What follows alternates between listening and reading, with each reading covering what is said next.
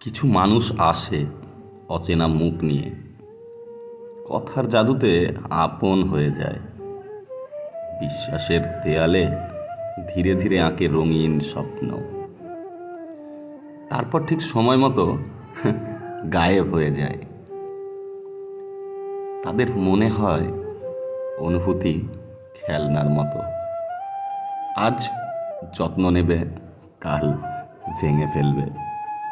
আসলে তারা ভালো থেকেও অন্ধ, আর কষ্ট পেয়ে যারা কাঁদে তারাই তো আসল মানুষ। আসলে তোমার সঙ্গে আরেকটু সময় থাকার ইচ্ছে ছিল, হাতে হাত রেখে আরও কিছুটা পথ হাঁটার ইচ্ছে ছিল। তুমি হাত ধরেছিলে, আবার ছেড়েও দিলে। কি এক অজানা বাহানায় পথটা বদলে দিলে। সে পথ তো আমি সাজিয়ে রেখেছিলাম তোমারই জন্য, যত্নে, গভীর মমতায়। আমার পাশে থেকে আমাকে আগলে রেখে বাহুর মাঝে একটুখানি জায়গা করে নিয়ে মনের সব কথা বলবে বলে সাজিয়েছিলাম সে পথ। কিন্তু তুমি আর ফিরে এলে না, আমিও সেই পথের আর যত্নও নেই না। ভাবিনি চলার পথ এতটা অগোছালো হবে।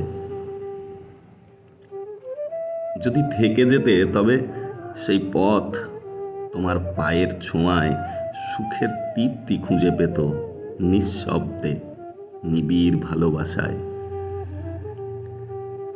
আজও সে পথে কাউকে হাঁটতে দেই না, কাউকে পায়ের চিহ্ন আঁকতে দেই না, সাহস পাই না সে পথ নতুন করে সাজানোর।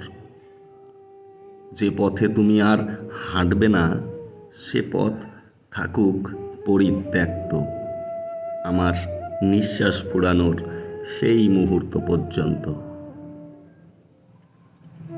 যদি একদিন ফিরে আসো, দেখবে আমি এখনো দাঁড়িয়ে আছি সেই পুরনো জায়গায়, যেখানে আমাদের গল্প শুরু হয়েছিল।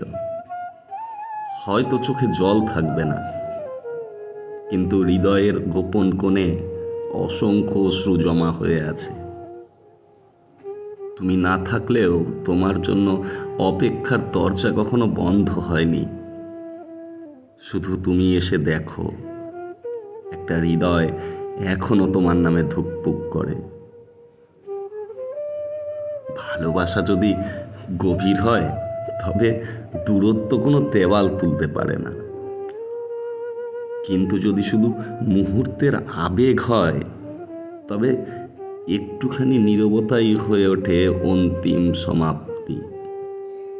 তাই ভালোবাসার আগে ভাবতে হবে, এটা হৃদয়ের অঙ্গীকার নাকি কেবলই ক্ষণিকের তৃষ্ণা।